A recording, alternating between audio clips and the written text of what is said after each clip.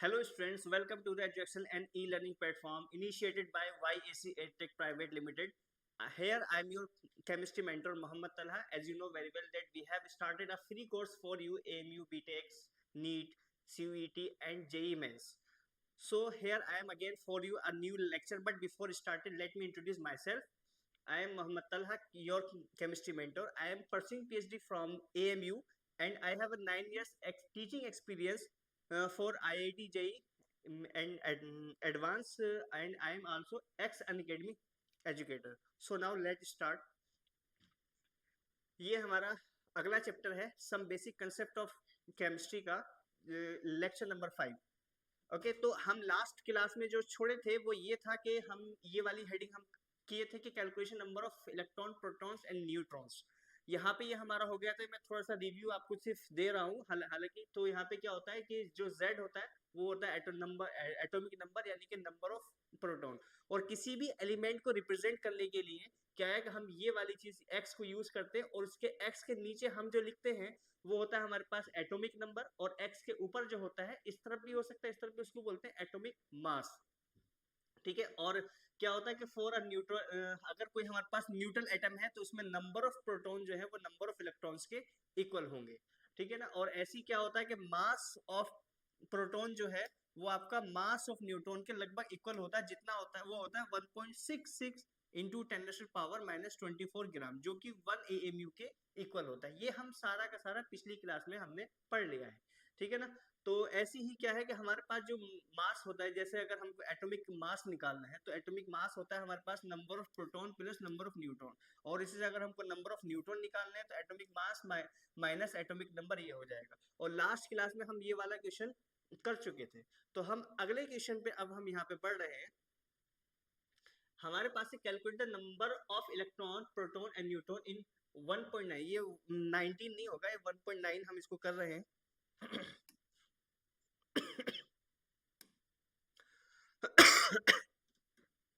ये वैल्यू बहुत ठीक है. इसको ना इतने ही हम मान के चल रहे हैं. ठीक है. तो यहाँ पे calculate the number of electron proton and neutron in 19 gram PO43 minus. इसके अंदर क्या है, हमको नंबर ऑफ प्रोटॉन इलेक्ट्रॉन और न्यूट्रॉन निकालने हैं. तो हमारे पास फास्फोरस का एटॉमिक नंबर होता है 31, ऑक्सीजन का होता है 16. तो देखो मैंने आपको एक बात बताई थी. मैंने कहा था आपको अगर मास दिया है, वॉल्यूम दिया हुआ है, नंबर ऑफ पार्टिकल्स दिया हुआ है तो उसको जो है सीधा सीधा आप पहले मोल्स में कन्वर्ट कर लो. और मोल्स में कन्वर्ट करने के बाद आप उससे प्रोटॉन भी निकाल सकते हैं, इलेक्ट्रॉन, या आपको उससे वॉल्यूम भी निकालना चाहे वॉल्यूम निकाल सकते हैं, मास निकालना चाहे मास निकाल सकते हैं. ठीक है ना. तो सबसे पहले हमको यहाँ पे इसका मोलर मास निकालना पड़ेगा. Molar mass of PO4 3 minus. ठीक है. तो यहाँ पे फास्फोरस का कितना होता है, वो होता है 31 प्लस ऑक्सीजन का कितना होता है 16 इंटू 4. चार्ज हमको एटॉमिक मास निकालने में, मोलर मास निकालने में ऐड नहीं करना होता. ये आपको ध्यान में रखना है. ठीक है. तो यहाँ पे आ जाएगा 31 प्लस 64. तो ये आ जाएगा 4 और 1 ये 5 और 6 और 3 95 ग्राम पर मोल. ये हमारे पास आता है. ठीक है ना. अब यहाँ से अगर मैं निकालूं, यहाँ से मोल मुझे निकालना है मोल ऑफ PO4 3 माइनस यानी कि फॉस्फेट आयन के मोल हमको निकालने. इसका मास हमको दिया हुआ है 19 ग्राम. ठीक है. तो इसमें क्या रहेगा, मास हमारे पास अगर हम मोल की बात करें तो मास अपॉन मोलर मास ये होता है. तो यहाँ पे मास कितना है आपका 19 ग्राम है और जो मोलर मास है वो 95 है हमारा. तो इसको अगर हम कैलकुलेट करते हैं, लेट मैं इसको अपने फोन से कैलकुलेट कर रहा हूँ. 19 डिवाइड बाय 95 तो ये आ जाएंगे 0.2 मोल. कितने आ जाएंगे 0.2 मोल. ठीक है. यहाँ पे ये चीज आ गया. अब देखो अगर हम कहें कि इसमें नंबर ऑफ, चूंकि हमको क्या निकालना है, पहले एक मोलिक्यूल के अंदर हमको नंबर ऑफ इलेक्ट्रॉन प्रोटॉन और न्यूट्रॉन निकालने होंगे. तो मैं कहूंगा चूंकि one molecule of PO4 3 minus contain, अगर मैं नंबर ऑफ प्रोटॉन हमारे पास कितने होंगे? तो अगर मैं फास्फोरस का एटॉमिक नंबर देखूं तो कितना होता है? 15 होता है। और मैं ऑक्सीजन की बात करूं, ऑक्सीजन का कितना होता है? 8 होता है। 8 इंटू 4, ये मैं बात कर रहा हूँ प्रोटॉन की। रिमेंबर दिस, मैं इलेक्ट्रॉन और न्यूट्रॉन की बात नहीं कर रहा, मैं प्रोटॉन की बात कर रहा हूँ। तो 15 प्लस 32, तो हमारे पास आ जाएगा 7 और 4 47। अगर मैं इलेक्ट्रॉन की बात करूं तो आपको पता है न्यूट्रल एटम में जितने नंबर ऑफ प्रोटॉन होंगे उतने ही क्या होंगे? इलेक्ट्रॉन होंगे। तो 47 तो होंगे ही, लेकिन आपके पास 3 इलेक्ट्रॉन एक्स्ट्रा है यहाँ पे। तो इसको आप ऐड कर दो, नंबर ऑफ इलेक्ट्रॉन हमारे पास आ जाएंगे 47 प्लस 3, ये हो जाएंगे 50। ठीक है जी। ऐसे ही अगर मैं न्यूट्रॉन की बात करूं तो हमारे पास जो न्यूट्रॉन होता है वो होता है हमारे पास जैसे atomic mass is equal to number of proton plus number of neutron. और न्यूट्रॉन निकालने के लिए हम बोलेंगे atomic mass minus number of proton. तो एटॉमिक मास की अगर बात करें तो एटॉमिक मास हमारा कितना था? 95। और नंबर ऑफ प्रोटॉन कितने हैं? सॉरी नंबर ऑफ, हाँ ये रहेंगे, तो ये हो जाएगा आपका 47। तो हमारे पास जो बचेगा 95 माइनस 47, तो ये बचेंगे हमारे पास नंबर ऑफ न्यूट्रॉन 48। ठीक है, ये हमारे पास यहाँ पे बच जाएंगे। नहीं एक मिनट, एक मिनट, इससे हम यहाँ से भी निकाल सकते हैं, लेकिन अगर हम यहाँ से ना निकाल के इस तरह से, अगर मैं फास्फोरस की बात करूं तो जो हमारे पास फास्फोरस है, फास्फोरस में एटॉमिक मास होता है हमारे पास 15 और सॉरी ये होता है 31 और एटॉमिक नंबर होता है हमारे पास 15। तो हमारे पास न्यूट्रॉन होते हैं A माइनस जेड, तो हमारे पास कितने आ जाएंगे? 31 माइनस 15, तो ये बचेंगे हमारे पास 16। एक तो चीज, ऑक्सीजन की बात करें तो ऑक्सीजन के लिए एटॉमिक मास अगर हम बात करें तो A होता है हमारे पास 16, एटॉमिक नंबर Z होता है हमारे पास 8, तो नंबर ऑफ न्यूट्रॉन हमारे पास कितना आ जाएंगे? A minus Z is equal to आ जाएंगे 8। ठीक है, तो अब ये तो 16 हो गया और 8 इंटू हमारे पास PO4 कितने, ऑक्सीजन कितने? 4 है, 8 चौक 32 32। तो यहाँ पे अगर हम देखें तो यहाँ पे नंबर ऑफ न्यूट्रॉन है यहाँ पे जो फास्फोरस के हैं 16 है और ऑक्सीजन के कितने यहाँ पे हो जाएंगे? 32। तो हमारे पास आएंगे 6 और 2 8, 3 और 1 4, यहाँ से भी हमारे पास 48 ही आ रहा है। ठीक है ना, ये रहेंगे। चूंकि 1 molecule of PO4 3 minus contain what, हम कहेंगे कि इसमें 47 प्रोटॉन है और यहाँ पे 50 क्या है? जो है 50 यहाँ पे इलेक्ट्रॉन है और यहाँ पे जो न्यूट्रॉन है, अगर मैं बात करूं यहाँ पे 48 क्या है हमारे पास? यहाँ पे न्यूट्रॉन है एक मॉलिक्यूल के अंदर।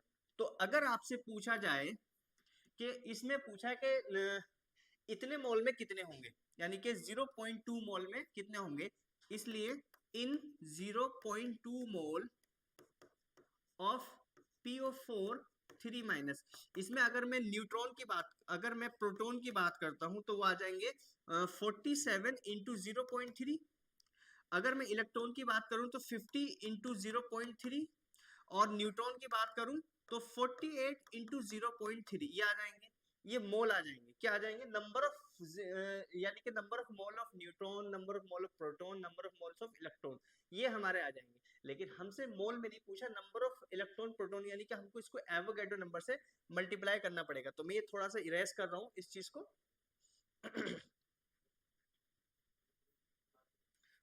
तो देखो, मैं कहूंगा कि number of electron, number of proton, number of neutron, यहाँ ध्यान रखने वाली बात है कि यहाँ पे हमारे मोल्स में आए, ये कितने मोल है? इतने मोल है। ये भी हमारे पास मोल में है, ये भी हमारे पास मोल में है। अब मोल को अगर नंबर में चेंज करना होता है तो आपको पता है उसमें हम एवोगैड्रो नंबर से मल्टीप्लाई करते हैं। तो यहाँ पे हमको एवोगैड्रो नंबर हमारे पास क्या होता है, मैं इसको इस तरह से लिख लूँ, Na मतलब एवोगैड्रो नंबर, जो कि हमारा होता है 6.022 इंटू 10⁻23, ये रहेगा हमारे पास। तो इसमें अगर हम देखें तो हमारे पास है नंबर ऑफ प्रोटॉन, अगर मैं नंबर ऑफ इलेक्ट्रॉन की बात करूं तो 50 इंटू 0.3 इंटू एवोगैड्रो नंबर, ये हमारा आंसर आ जाएगा नंबर ऑफ इलेक्ट्रॉन के लिए। जो भी आएगा अगर हम इसको कैलकुलेट करते तो 5 से 15 15 Na आ जाएगा। ऐसी नंबर ऑफ प्रोटॉन की बात करें तो 47 इंटू 0.3 इंटू Na, और इसको मैं कैलकुलेट करता हूं तो 3 सत्ते 21 और 3 चौक 12, 12 और 14 यानी कि 14.1 Na इतना आ जाएगा। और इसकी अगर मैं बात करता हूँ नंबर ऑफ न्यूट्रॉन की 48 इंटू 0.3 इंटू Na, तो यह आ जाएगा हमारे पास 8 या 24 और 3 चौक 12, ये आ जाएगा ऐसे करके 14.4 Na ये रहेगा। ठीक है, अब अगर आपको और ज्यादा डीपली निकालना है तो आप इसको Na से भी एवोगैड्रो नंबर जो कि हमारा कितना होता है 6.022 इंटू 10⁻23 से मल्टीप्लाई करके भी निकाल सकते हैं, लेकिन ये ऑप्शन पे भी करता है डिपेंड कि आपको ऑप्शन किस में दिया है। ठीक है, तो ये हमारा था क्वेश्चन था। अब हम आगे बढ़ते हैं।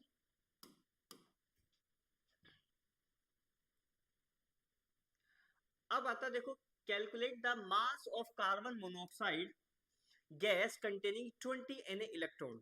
तो हमको कार्बन डाइऑक्साइड का जो है मास निकालना है जिसमें हमारे पास क्या है 20 Na इलेक्ट्रॉन है। फर्स्ट ऑफ ऑल आपको पता होना चाहिए इस 20 Na का मतलब क्या है।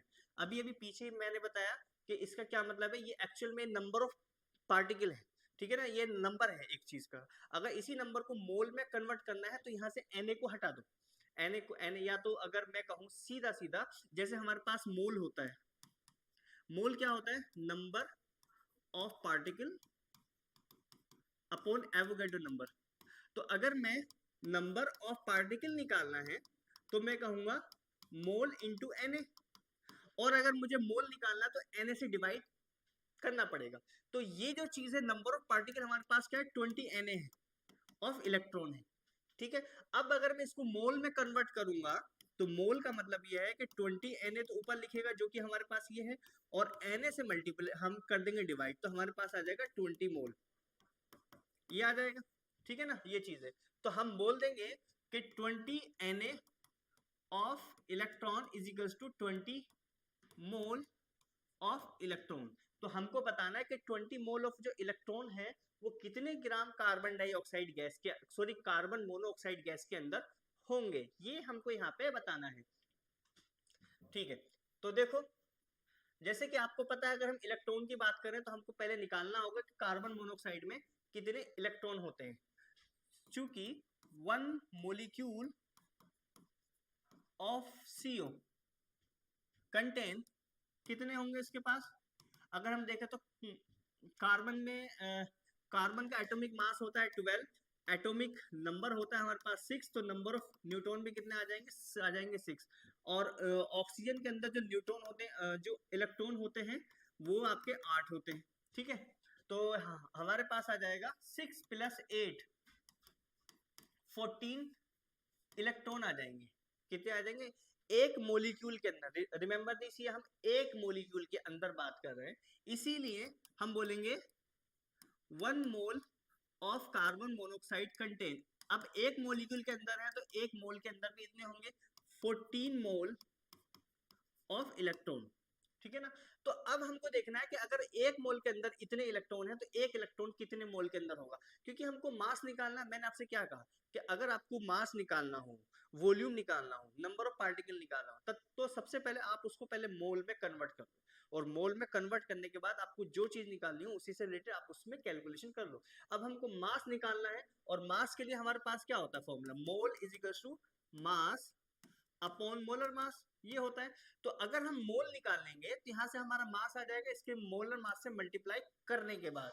तो पहले हम, अगर हमको कार्बन डाइऑक्साइड गैस के मोल्स निकालने हैं तो मोल्स निकालने से पहले हमें उस, सॉरी मास निकालना है, तो मास निकालने से पहले हम इसके निकालेंगे मोल्स, और मोल्स निकाल के फिर इसके मोलर मास से मल्टीप्लाई करके हमारा मास आ जाएगा। ठीक है ना, ये चीज हमको करनी है।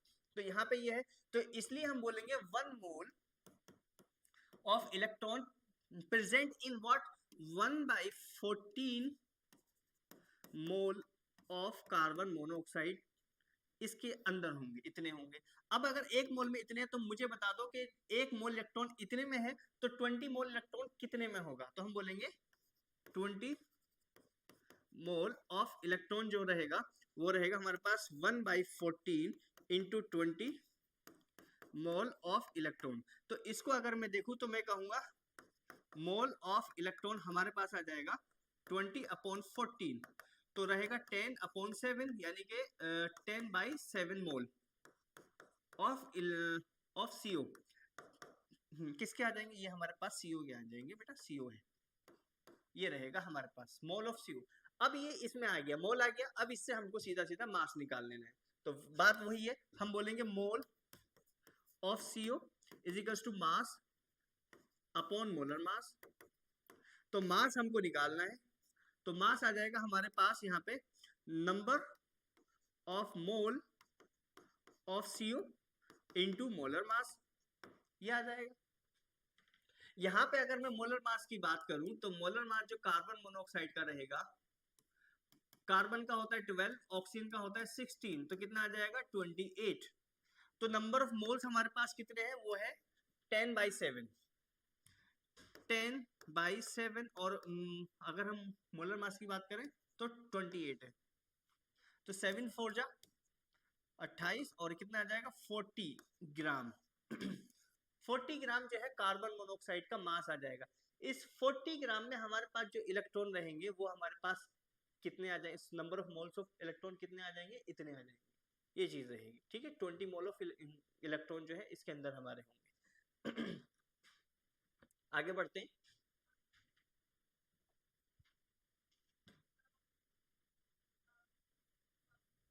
देखो अब हमारे पास ये आया अगला क्वेश्चन। कह रहे calculate the number of neutrons in 50 ml H2O at 27 degree Celsius and 180 m pressure.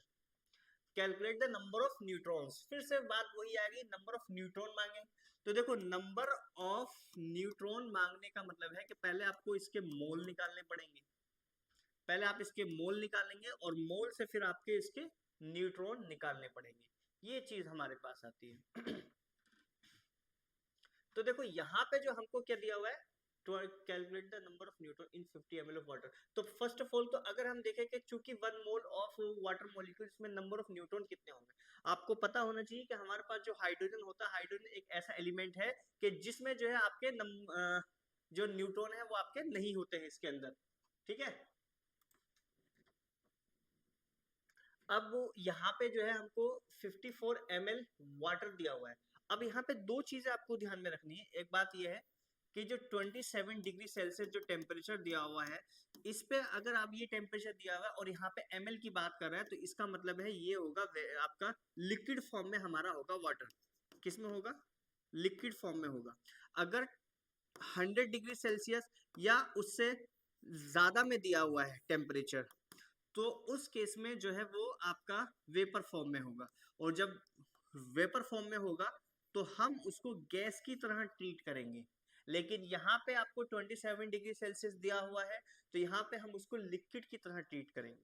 तो आपको पता है कि हमको पहले मोल निकालना है, तो भाई लिक्विड के लिए हमारा ml दिया हुआ, लेकिन हमने मोल वाला फॉर्मूला पढ़ा है। अगर हम वॉल्यूम की बात करें तो हमने गैस का पढ़ा है, तो इसका मतलब ये वहां नहीं आएगा। हम मास वाला जो फॉर्मूला है वो लगाएंगे, mole is equals to mass upon molar mass. तो अब हमको 27 डिग्री सेल्सियस पे जो डेंसिटी होती है, डेंसिटी ऑफ वाटर आपको पता होनी चाहिए, वो होती है 1 ग्राम पर ml। कितनी होती है, 1 ग्राम पर ml। और m क्या होता है, m होता है v into D, volume into density, वो हमारी कहलाती है मास। ठीक है, वॉल्यूम हमको दिया हुआ है 54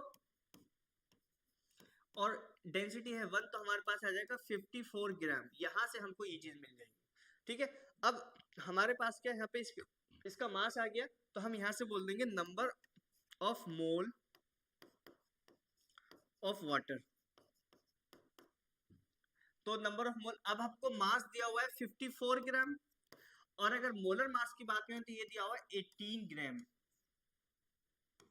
पर मोल, ये होता है, तो 18 आ जाएगा। ठीक है, तो ये 3 बार जाएगा तो कितने आ जाएंगे, 3 मोल। कितने आ जाएंगे, 3 मोल ऑफ वाटर। अब इस 3 मोल ऑफ वाटर में हमसे पूछे नंबर ऑफ न्यूट्रॉन कितने होंगे, तो आपको पता है हाइड्रोजन के अंदर तो न्यूट्रॉन होते नहीं, ऑक्सीजन के अंदर होते हैं। और हमने 2 बार देख लिया कि न्यूट्रॉन ऑक्सीजन के अंदर कितने होते हैं, अभी अभी में कितने होते हैं, 8 होते हैं। ठीक है, तो अगर मैं देखूं चूंकि 1 molecule of H2O contain 8 neutron, तो 1 मोल के अंदर कितने होंगे, इसलिए 1 मोल of H2O contain 8 mole of neutron. एक बात तो ये, तो इसीलिए हमारे पास जो 3 मोल हमको मिले हैं इसमें हमारा कितना होगा, इसलिए 3 मोल ऑफ वाटर कंटेन, ये हमारे पास 8 मोल तो ये है, मैं 3 क्यों, मैंने 8 क्यों लिखा, अच्छा तो 3 मोल ऑफ वाटर कंटेन, 3 मोल तो हमारे पास वाटर के हैं और इसमें 8 मोल है न्यूट्रॉन, तो हमारे पास आ जाएगा 24 मोल ऑफ न्यूट्रॉन, ये रहेगा 24 मोल ऑफ न्यूट्रॉन, ये चीज रहेगी हमारी, ठीक है, ये हमारा आंसर आ जाएगा। इसी में अगर आपसे पूछ ले नंबर ऑफ इलेक्ट्रॉन कितने होंगे, तो नंबर ऑफ इलेक्ट्रॉन के लिए क्या है कि हमको अगर नंबर ऑफ इलेक्ट्रॉन निकालना है, तो अगर मैं इसमें इलेक्ट्रॉन की बात करूं तो हमारे पास हाइड्रोजन के 2 हो जाएंगे, एक हाइड में 1 है तो 2 में 2 हो जाएंगे, और ऑक्सीजन के 8 है तो कितने हो जाएंगे, 10, ये हो जाएंगे। तो अगर हमको इलेक्ट्रॉन निकालने होते, तो एक मिनट, यहाँ पे मोल में आ गया और हमसे पूछा नंबर ऑफ न्यूट्रॉन, जो कि हमसे पूछा गया मोलिक्यूल में, मोल में हमने निकाला है और अभी हमको निकालना है इसका मोलिक्यूल में, ये हमने यहाँ पे छोड़ दिया, तो इस वजह से अब हम फिर से आगे अभी करना है कंटिन्यू, हम बोलेंगे इसीलिए नंबर ऑफ न्यूट्रॉन वो हमारे पास आ जाएगा 24 इंटू Na, एवोगैड्रो नंबर से यहाँ पे मल्टीप्लाई कर देंगे तो हमारे पास आ जाएगा, ये चीज हमारे पास है। ऐसे ही अगर आपको इलेक्ट्रॉन निकालना है, अगर आपको इलेक्ट्रॉन निकालना है, मोल नंबर ऑफ इलेक्ट्रॉन अगर आपको निकालना है, नंबर ऑफ इलेक्ट्रॉन, तो आपको क्या करना होगा, आपको करना होगा कि जितने इलेक्ट्रॉन, कितने 10 इलेक्ट्रॉन है, कितने मोल है हमारे पास, 3 मोल है, और नंबर में निकालना है तो इसको एवोगैड्रो नंबर से मल्टीप्लाई कर देंगे हम, एवोगैड्रो नंबर से मल्टीप्लाई हम कर देंगे तो 30 Na आ जाएगा।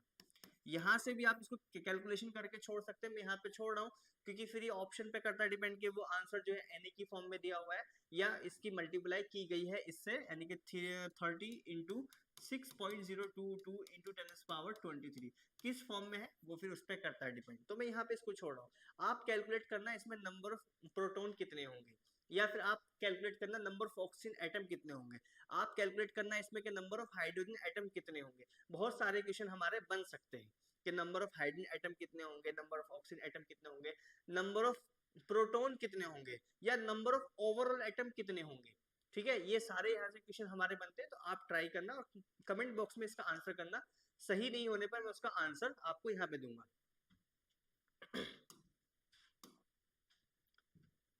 चलिए अब आता है कैलकुलेशन ऑफ चार्ज। अब हम बात कर रहे हैं चार्ज की। देखो ऐसा होता है, चार्ज क्या होता है, फर्स्ट ऑफ ऑल देखो, अगर हमारे पास कोई भी एटम है उस पर पॉजिटिव या नेगेटिव जो भी साइन होता है वही उसका चार्ज होता है, और एक चार्ज पे क्या है, अगर मैं बात करूं इलेक्ट्रॉन की बात करूं तो 1 इलेक्ट्रॉन हमारे पास होता है 1.6 इंटू 10⁻⁻19 कूलम, एक इलेक्ट्रॉन पे इतना चार्ज होता है। जैसे एल्यूमिनियम है, ये हमारे पास न्यूट्रल एटम है, ठीक है, अब इस न्यूट्रल एटम पे अगर हम 3 इलेक्ट्रॉन निकाल दें तो इस पर 3 इलेक्ट्रॉन की कमी हो गई, तो ये जो 3+ चार्ज आया है, ये जो 3+ चार्ज आया है इसमें हम 1.6 इंटू 10⁻⁻19 से मल्टीप्लाई कर देंगे तो हमारा इस एल्युमिनियम पे चार्ज आ जाएगा, इस Al3+ पे टोटल नंबर ऑफ चार्ज आ जाएगा, ठीक है ना। तो यानी कि अगर मैं कहूँ कि चार्ज ऑन आयन, किसी भी आयन पे अगर चार्ज होता है वो इक्वल होता है नंबर ऑफ इलेक्ट्रॉन के, और एक इलेक्ट्रॉन का जो चार्ज होता है वो होता है 1.6 इंटू 10⁻⁻19 कूलम, ये चीज आपको ध्यान में रखनी है। अब इसमें एक नंबर और ऐड हो गया हमारा 1.6 इंटू 10⁻⁻19 कूलम। सब कुछ ऐसे ही करना है, आपको पहले मोल निकालना है, मोल को फिर नंबर में कन्वर्ट करना है, फिर जितना चार्ज है, जितने नंबर ऑफ चार्ज है उससे मल्टीप्लाई करना है, 2 है तो 2 से, 3 है तो 3 से, उसके बाद फिर एक चार्ज का जो वैल्यू होती है उससे मल्टीप्लाई करना, तो टोटल चार्ज हमारा आ जाएगा। ये हमको ऐसे करना होता है, देख लेते हैं।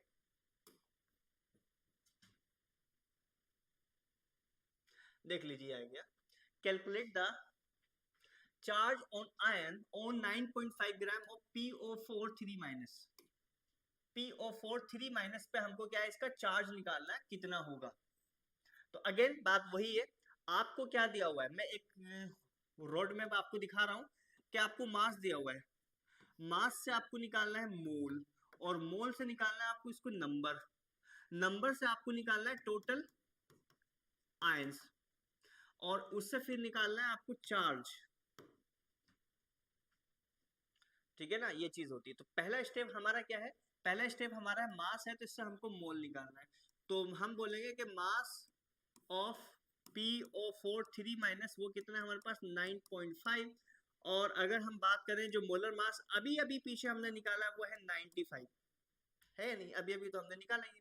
तो इस केस में अगर हम देखें तो मोल हमारे पास कितने आ जाएंगे, वो आ जाएंगे 9.5 upon 95 into 10 is equal to 1/10 is equal to 0.1 mole. कितने आ जाएंगे 0.1 मोल। ठीक है ना, तो हम बोलेंगे यहाँ पे कि यहाँ पे आगे मोल हम बोलेंगे number of PO4 3 minus ion कितने हैं, वो आपका 0.1 मोल है।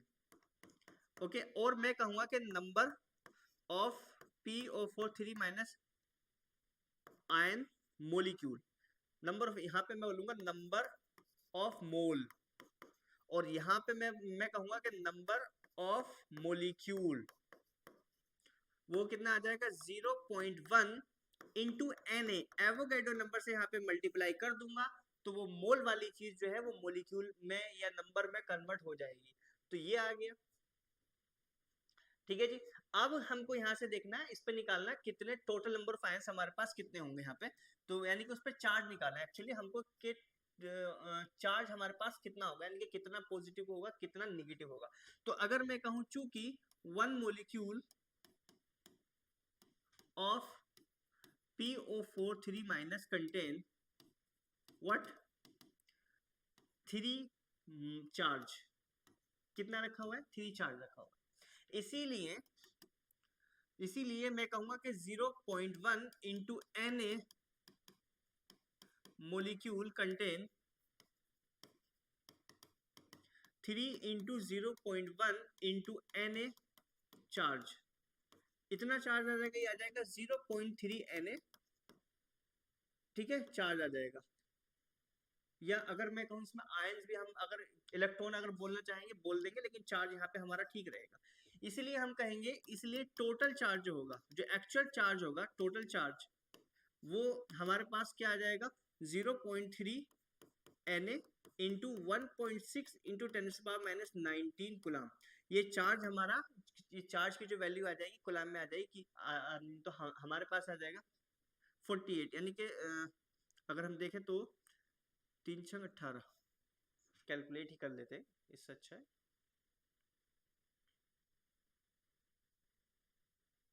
1.6 इंटू 0.3, तो 0.48 इंटू 10⁻⁻19 इंटू Na कुलम, ये हमारे पास आंसर रहेगा इस तरह से।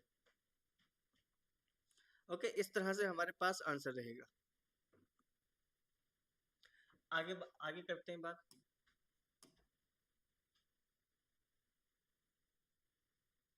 अब हमारे पास एक नया टॉपिक स्टार्ट हो रहा है, मोल परसेंट एंड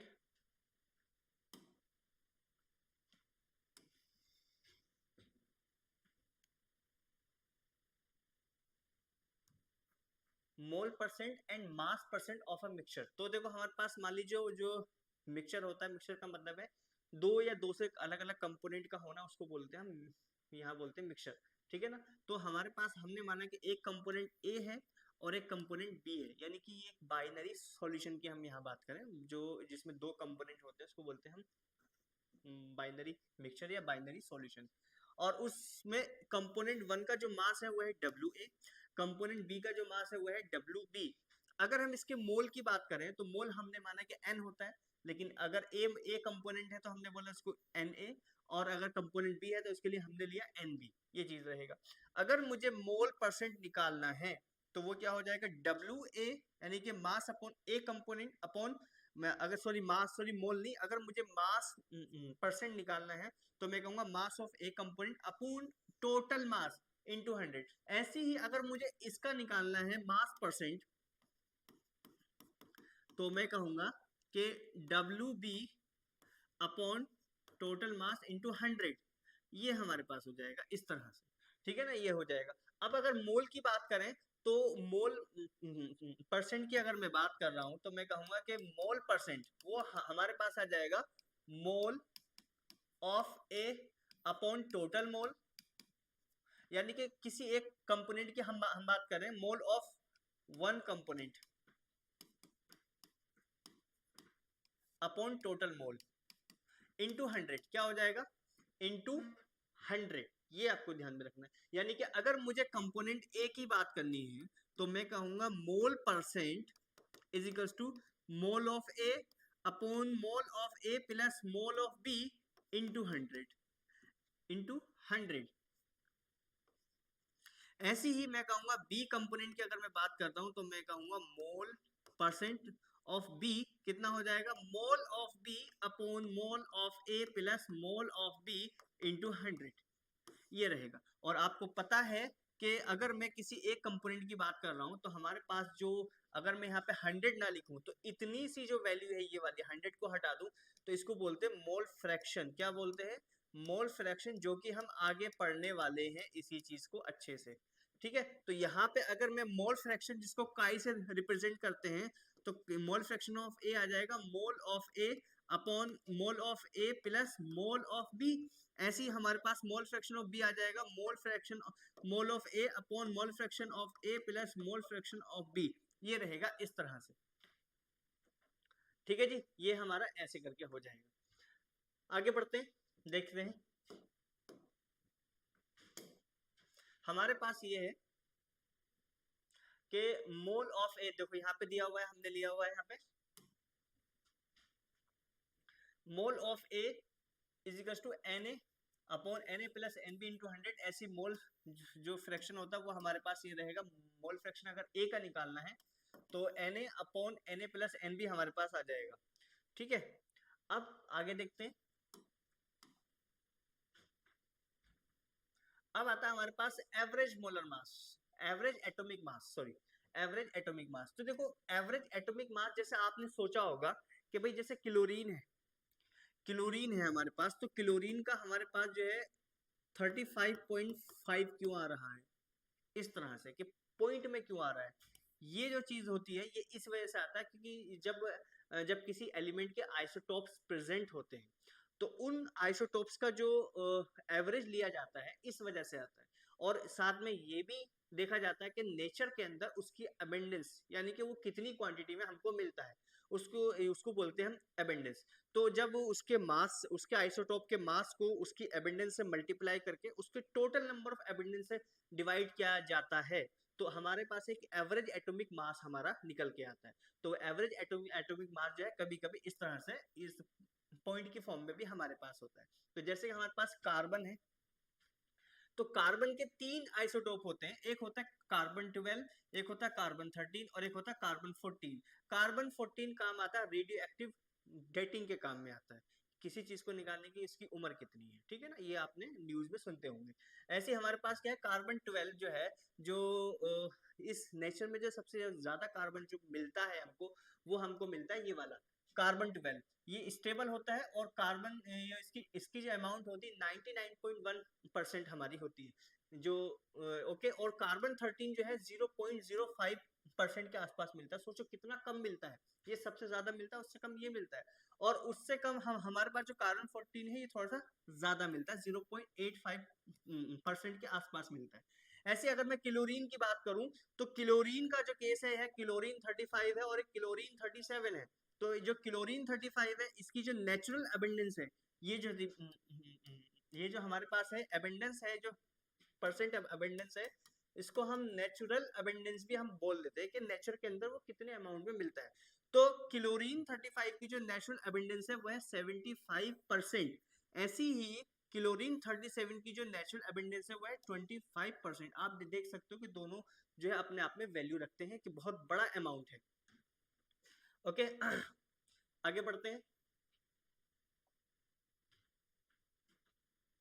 अब देखो मान लीजिए कि अगर हमको यहाँ से एवरेज एटॉमिक मास हमको निकालना है तो हमको क्या करना पड़ेगा। फर्स्ट ऑफ ऑल हमने मान लिया, फर्स्ट ऑफ ऑल हमने मान लिया कि एक कोई हमारे पास एलिमेंट है एक्स, उसका एटॉमिक नंबर हमारे पास Z है और एटॉमिक मास हमारे पास क्या M है, ठीक है ना। तो अगर इसके दो आइसोटोप्स हैं, एक है हमारे पास X1 और एक है हमारे पास X2, ये दो हमारे पास आइसोटोप है। इसमें एटॉमिक नंबर तो सेम होता है, आइसोटोप का मतलब होता है एटॉमिक नंबर का सेम होना और मास नंबर का अलग अलग होना, यानी उसका केमिकल बिहेवियर सेम होता है लेकिन उसकी जो उसका साइज या उसकी जो फिजिकल प्रॉपर्टीज होती है वो उसकी अलग अलग होती है, ठीक है ना, ये चीजें। तो यहाँ पे ये रहेगा M1 और ये रहेगा हमारे पास M2, ये दोनों के मास है जो अलग अलग है। और इसकी जो नेचुरल अबेंडेंस बोले या फिर हम मोल की बात कर रहे हैं, मोल परसेंट जो नेचर में मिलता है वो A अमाउंट में मिलता है और ये B अमाउंट में मिलता है, ये कितना भी हमारा हो सकता है।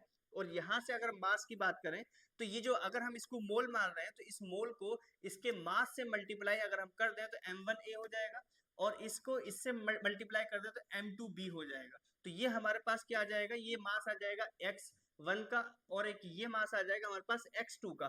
तो यहाँ से जो एवरेज हमारा आएगा, यानी कि जो एवरेज एटॉमिक मास आएगा वो हमारे पास क्या आ जाएगा फॉर अ मिक्सचर, यानी कि एवरेज एटॉमिक मास का है या मोलिकुलर मास का है, दोनों के लिए हमारे पास सेम ऐसी रहेगा। तो ये रहेगा M1A, ठीक है ना, ये रहेगा हमारे पास, देखो M1A plus M2B upon total natural abundance, दो जितने भी एलिमेंट है सबकी जो होगी वो हम यहाँ पे लिखेंगे। अगर कोई तीसरा एलिमेंट होता तो वो हम यहाँ पे इसको M3C करते और होता तो और करते, तो यहाँ पे B C सब सारे के सारे हम यहाँ पे जोड़ते उसको करते। ऐसे हमारे पास जो एवरेज मोलर मास अगर कोई हमारे पास वो है, ये है कोई बोलना चाहिए कि जब हम मिक्सचर की बात कर रहे हैं उसी चीज में, तो mass of the mixture upon total mole of the mixture, यानी कि एम एवरेज हमारे पास हो जाएगा W total upon N total, जिसको हमने इस तरह से भी लिखा हुआ है। ओके आगे बढ़ते हैं।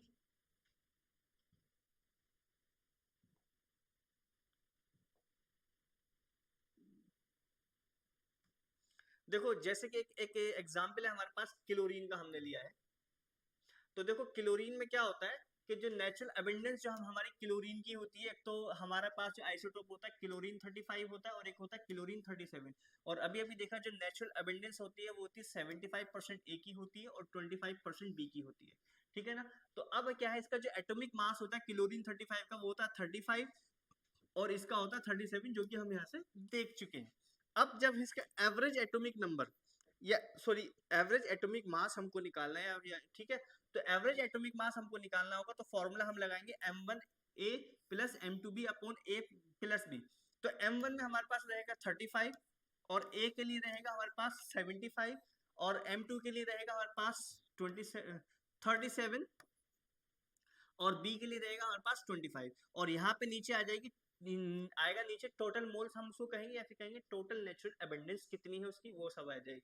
और उसके बाद कैलकुलेट करने के बाद जो M एवरेज आएगा वो 35.5 आएगा। आई होप आपकी चीज समझ में आई होगी कि अब ये पॉइंट में वैल्यू हमारी कहाँ से आ रही है, ठीक है।